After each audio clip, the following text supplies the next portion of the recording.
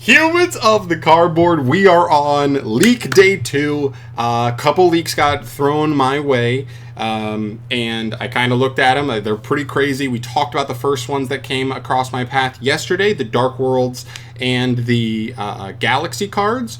I do want to throw out a note out there. I saw, I think, 2 or 3 separate comments on that video saying, hey, people had some thoughts saying that the Dark World stuff specifically, I'm not sure about the Galaxy stuff as well, was not leaked by the same person who leaked the Orcus, Dragon Maid, other stuff that they were correct on so far.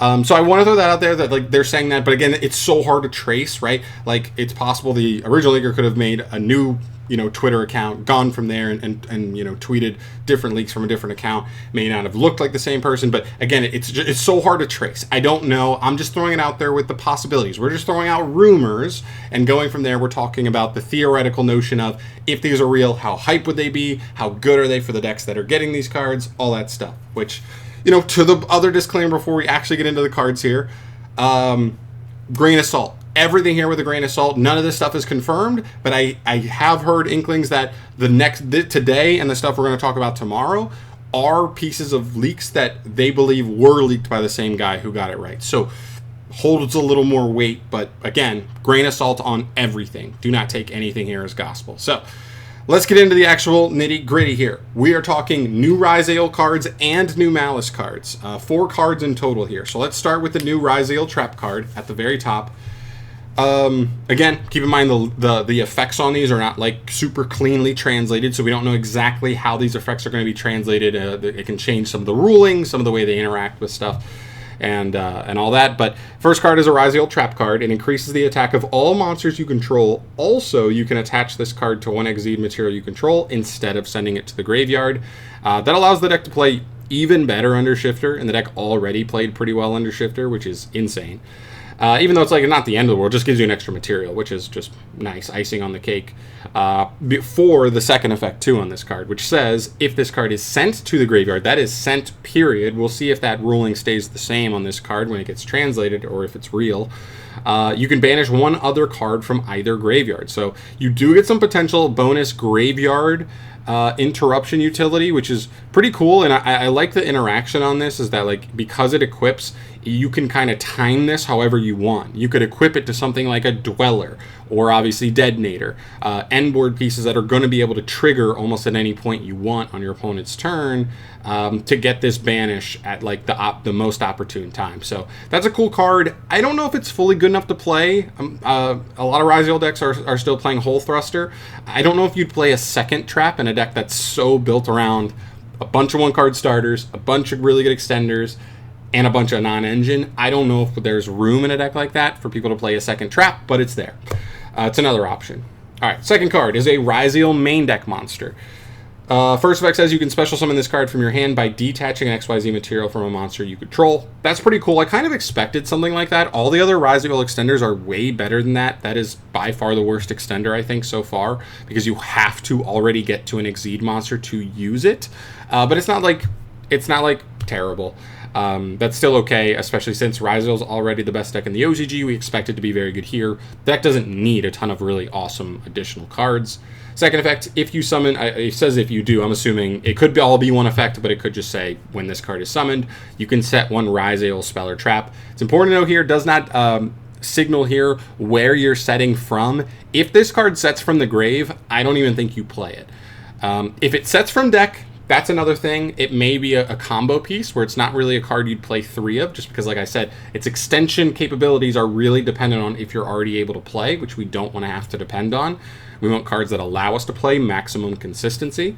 But if it sets from deck, I can see this as a one of, where like I feel like there are some Ryzeal lines where like depending on how you open and how you're hand trapped, you're not getting to both the field spell and Hole Thruster, or even this new trap if you choose to play it. This card potentially gives you the capability of ending on more of those spells and traps than you normally do. So it's an interesting card. Again, not totally sure exactly how playable either are going to be. We'll have to see how some of the exact translations are, but I'm glad neither of the Ryzeal cards are broken, because we're already expecting Ryzeal to probably be the best deck in the TCG2 upon its drop. So I'm glad these cards are just options, but not crazy, and I think that's exactly where we want them to be when they're coming from a deck that's already proven to be the best deck in the OCG. All right, we'll hold that quick play spell to the end here. We move to Maliss cards here. I believe we haven't seen any leaks for the Apodracosis cards, or Ryuge, however it's going to actually be translated. I don't know if we've gotten the official translation on those yet. Those have not been shown here, no effects, but you would assume if Ryzeal and Maliss are in here, there would be something for that as well. But let's get into the Maliss cards. The first one's a main deck monster. It has 2 hard ones per turn effects on the first and third effect. The first effect says, during the main phase quick effect, you can banish 1 Maliss monster from your hand or graveyard to special summon this card from your hand. Oh my god, that's so good. That's so exactly what everybody's wanted from like a 4th Maliss main deck monster. That's actually so good. Especially because even like a scenario where you go normal rabbit, normal dormouse effect, and your opponent hand traps them because they know they represent 1 card combo and a ton of value, you just go link them off for a link 1, banish them with this card, they come back, and then you get to do more stuff with this card. Yep. So the second effect your opponent cannot target a link monster that points to this card with effects. There's some cheeky stuff you could do with this. I mean, it's not quite as easy to facilitate as like Sprite Elf was in its like ability to protect, but like you could potentially do some lines where you're going into like White Binder or is it Red Ransom are the 2 main ones that get you cards from deck. And when you do, you could potentially already position this card where it would be pointed to. So on summon, they're already pointing to this card, and then your opponent can't interact with them. They were like, oh, I have an Imperm, I have a Veiler, cool, I can hit them on summon, and now they can't, kind of thing. So like you could play around some cards that way, potentially, but you know, it's a bonus effect. And third effect of this card is banished, pay 300, special summon this card, then you can add one of your banished Maliss cards to your hand. So sometimes if you have to banish a Maliss twice in the same turn, it will have already triggered to come back the first time, but it's once per turn, so sometimes they can end up being locked out and banish, and so this being able to get some back is really good, especially the spells and traps too, because sometimes the spells and traps end up banished, and this card getting them back is actually kind of nice, especially since you don't have to. It's still just a good extension at that point, because you're just going to banish this card and get it back as an extra body. Really, really great extender, honestly. I have to say that. Like, this is a really, really nice card. Because all of the other Maliss monsters kind of want to be normal summoned, so my one gripe was like I wanted to see an extender main deck monster. This makes multiple things better. It makes the deck less cloggy, it allows you to still have more Maliss names, and maybe this even power creeps out some of the other extenders you would have considered. I was considering the Template Skipper as an extender for the deck. I was considering Parallel Exceed. I was considering the new backup secretary at Ignister Girl, who searches like dark cybers monsters. I was considering all of those, and now I'm kind of just like, do we just play this one and do we just play it pure? Because that may just be the best way to do it. So yeah, seems really, really good. Yeah, this is a really nice card. Not to mention, the other thing was, what's the draw spell? Allure of Darkness. That's another thing where I've been kind of like off, like, you know what I mean, just theorizing with the deck early. I was like, do we play Allure? Do we not? If we're only playing 2 Cheshire and we're only on like 8 main deck names, is really good enough. You can play other darks, but they're not actually plussing you when you banish them, so you really want to be banishing Malisses. You might potentially be able to play just a straight up 12 monster suite because of this new card. It's good enough to be a 3 of. Maybe if you have enough names, you can bump Cheshire up to 3. And now Allure is like uber consistent and uber plus as well, like it was in Thunder Dragons. So really cool to see. Just a bunch of repercussions there. Anyway, final card here, Maliss Quick Play Spell on top of the new monster, which is crazy because as much as I would say like Ryzeal doesn't need crazy stuff, neither does Maliss. Maliss is also like the second best deck, and it's pretty close to Ryzeal in the OCG right now, so scary stuff. Anyway, Quick Play Spell, 2 hard ones return effects. The first effect reads, banish 1 Maliss monster you control. Then target a monster your opponent controls, negate its effects. If this said card, I would have said so broken. But it is just monster, so it is just like an imperm that also has to pay some cost. But let's be honest, it's really not. Because theoretically, if you're using this on the opponent's turn, you would be banishing a link, which is summoning itself back, and then most of the links you're ending on anyway are also providing you resources. One of them's drawing you a card, one of them's, you know, getting you value when they're summoned back. So that is not really a neg at all. It's barely even cost, and it banishes cost as well, which is actually really crazy. This also helps you potentially play around certain stuff going second. So if you're normaling or playing into something going second and your opponent tries to interact with you, you can banish your Malice as cost to negate something, potentially handle interruption, and then they still summon back, they resolve their effects, yada yada. So that's pretty good as well. And second effect, you can banish this card from grave to banish a Malice from your grave, and if you do, add a Malice card with the same type, monster, spell, or trap, as that banished card from your deck to your hand. That's pretty interesting. It doesn't. There's nothing noting here that it can't banish itself. So if you banish this and then banish the second copy of this, could you add the field spell? I wonder about stuff like that. Or if you banish the field spell that's maybe engraved, could you add a second copy of the quick play spell? There's nothing saying it doesn't, but again, with these basic effects, these are basic translations. If they're real, you know, it's hard to tell entirely.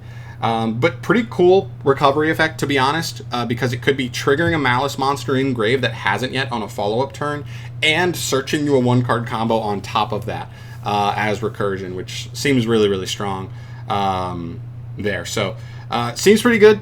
Yeah, this card seems like a really cool utility card, and I was also saying, like, it's also just kind of annoying that the spell, there was only one spell card, and is it Red Ransom that searches a spell when she's summoned? And so I was like, oh, so what happens if you have to start your turn by playing the field spell? Then, like, you really don't have a great target for Red Ransom. You'd have to just get a second field spell and just hold it for next turn. Now it's actually making your board better. It's giving you a layer in your back row too, which is really nice to be able to layer interaction that way. And I think that's pretty good overall. It's not broken by any means, but it's a really nice utility card for the way Malice wants to play. And I think it allows them to potentially play better in the mid-range, which I think is probably healthier in the long run for Yu-Gi-Oh! As a whole, right? I'd prefer Malice if it's like an actual cool mid-range deck that's banishing and doing some cyber stuff, rather than being a full-on like wombo combo deck that's ending on a bunch of negations and stuff. But you know, we'll see. We'll see where time takes it. But yeah, those are the reveals we have today. Again, keep in mind, Apple Dracosis should be getting something here. We don't really have much information on those, but as far as these go, they seem pretty good. I'm kind of scared of the Malice stuff because, you know, I honestly thought Malice would prove to be like a decent higher-end rogue deck, or maybe even tier 2 deck in the OCG, and it's kind of come out swinging as a tier 1 deck already, and these two cards are both pretty helpful to them. So I'm kind of scared of Malice going forward. I am happy with Konami's decision to make the Ryzeal cards just okay and not out of this world crazy, but still, you know, we'll have to see. But anyway, there you go. Those are the leaks that have been going around for Malice and Ryzeal. Let me know your thoughts down below. Are you terrified of this? Are you happy with this? Let me know your thoughts on these. If you're a Malice fan, you should be really happy. If you're not a Malice fan, I'd be very scared.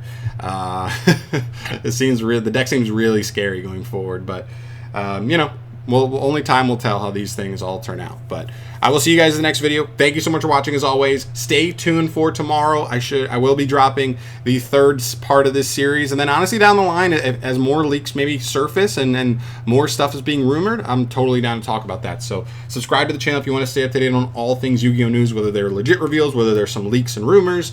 I'd love to, you know, have you join the fun, because we're getting off to it. So anyway, I'm out of here. Thanks for watching. Subscribe, all that stuff. I'll see you in the next video. Peace.